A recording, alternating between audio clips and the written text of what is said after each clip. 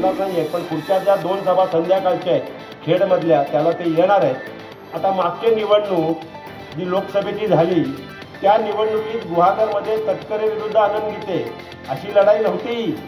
लढाई कोणाविरुद्ध होती? भास्कर जाधव विरुद्ध आनंद गीते, बरोबर ना? अशीच लढाई होती ना. तिथे तटकरनं कोण ओळखतो का? तिथे त्यांचं काय आहे का?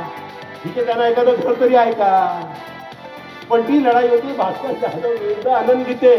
आता भास्कर जाधव आनंद गीते एकत्र आहे, इथली लढाईच संपलेली आहे. आपल्यासाठी गुहागरचं मैदान मोकळं झालेलं आहे.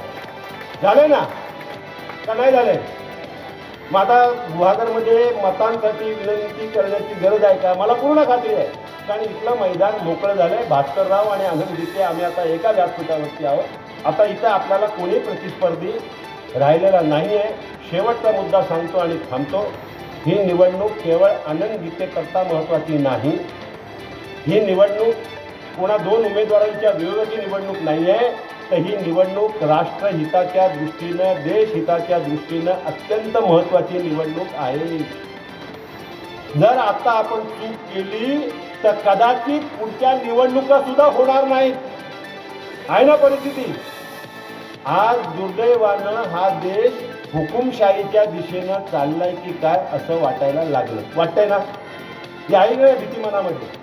आणि मग जर हुकुमशाही रोखायची असेल आणि लोकशाही वाचवायची असेल तर ज्याला ज्याला लोकशाही वाचवायची आहे त्या प्रत्येकाला हुकुमशहाच्या विरोधात मतदान हे करावंच लागेल. करायचं ना? आणि म्हणून मग आता सगळे मतभेद विसरून, सगळे वाद विसरून, सगळे मतभेद विसरून, सगळे प्रश्न विसरून शेवटी राष्ट्र महत्वाचं आहे. देश वाचला तर आपण वाचणार. उद्या लोकशाही संकटात आली तर तुम्हाला मला विचारणार कोण?